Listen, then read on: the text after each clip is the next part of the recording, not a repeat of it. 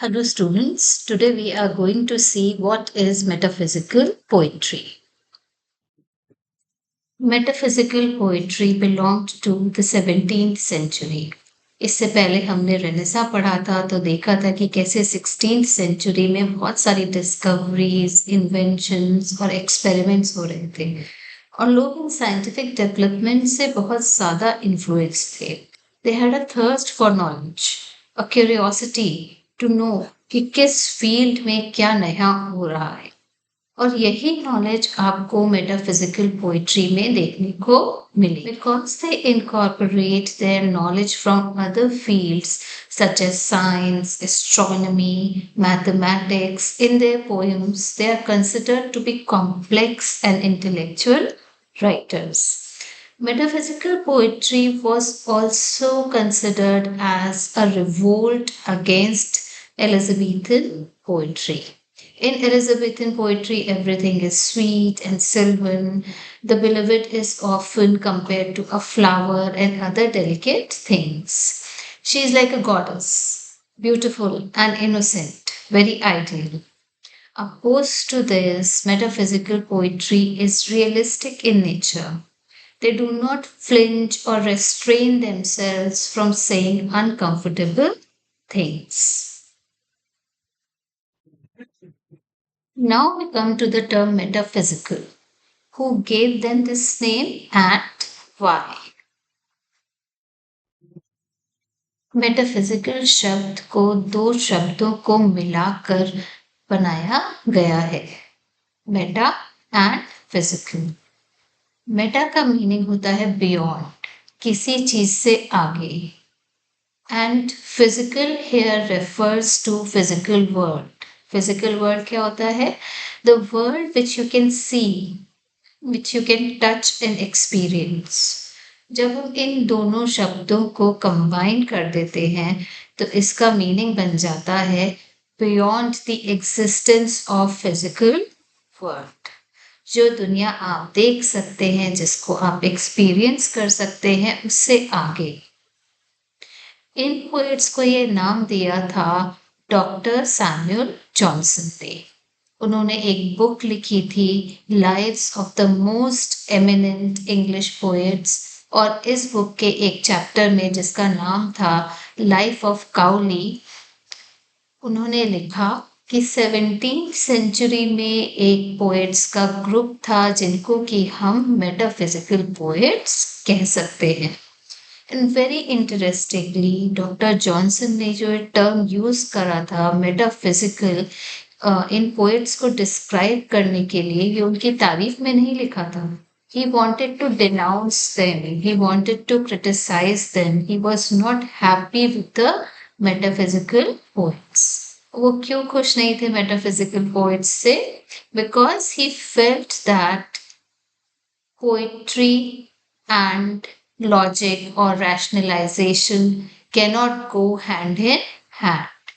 Poetry में logic नहीं हो सकता, और जो मेटाफिजिकल पोएट्स ने साइंस और इमोशंस को कंबाइन किया था वो ठीक नहीं था. So who were the metaphysical poets?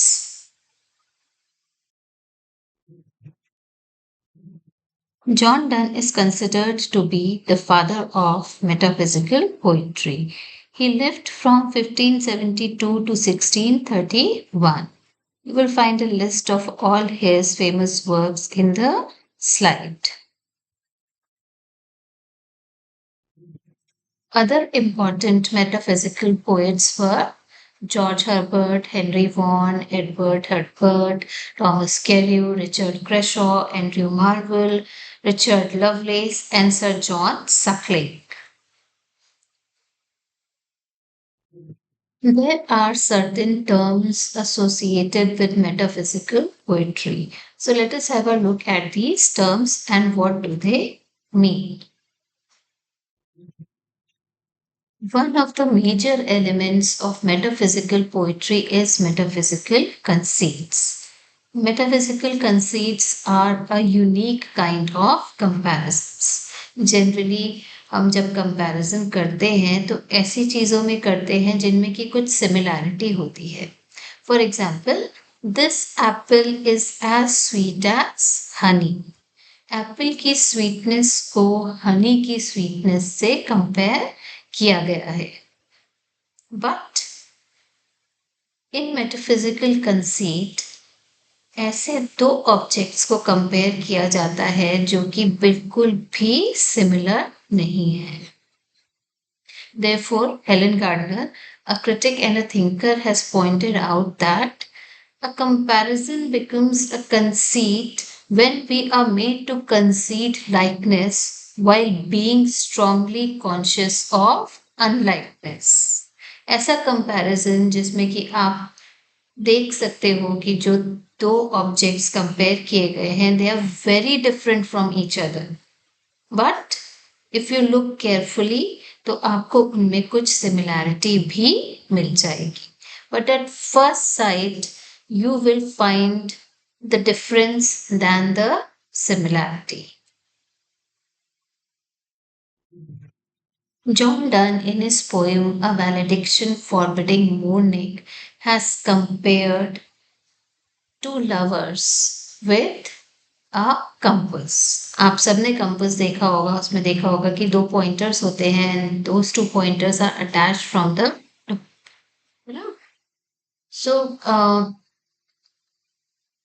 as the two pointers of compass are attached with each other, so are the souls of the lovers.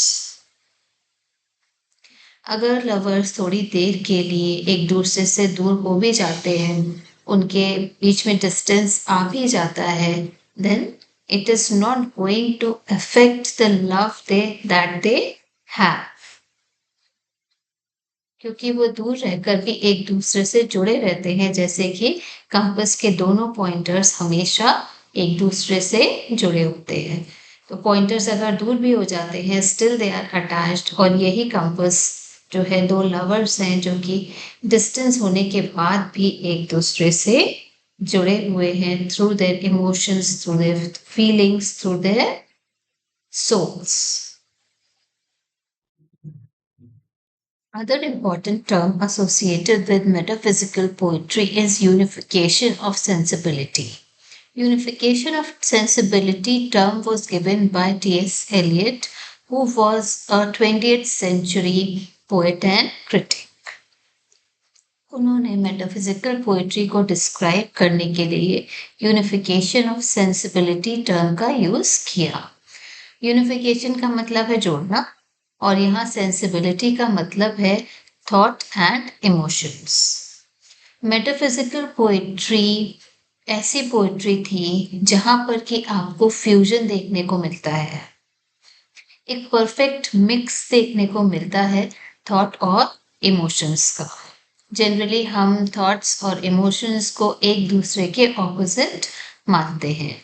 Poetry is something that comes out of your heart. It expresses emotions. And thoughts, they come out of your mind. जिसको कि हम logic मानते हैं, feelings का opposite मानते हैं। लेकिन metaphysical poets ने इन दोनों ऑपोजिट्स को अपनी पोइट्री में बहुत ही हार्मोनियस तरीके से कंबाइन करके दिखाया, और this is their greatest achievement. Again, here is an example from the poem A Valediction Forbidding Mourning. You can see the lines on the slide. In these lines, the poet is comparing his love for his beloved with gold. जिस तरह gold को अगर आप hammer करो, उसको जो है मारो, तो जो है वो टूटता नहीं है, वो फ्लैट होता जाता है, एक्सपैंड होता जाता है। उसी तरह जो है ट्रू लव होता है, चाहे जितनी भी प्रॉब्लम्स आए, कभी कम नहीं होता, हमेशा बढ़ता जाता है। So this comparison is from the field of metallurgy, yet it so well illustrates the nature of true love.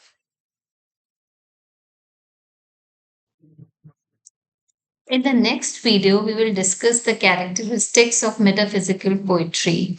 You will also find a link of a PDF related to metaphysical poetry in the comment box. So keep tuned and don't forget to like and subscribe.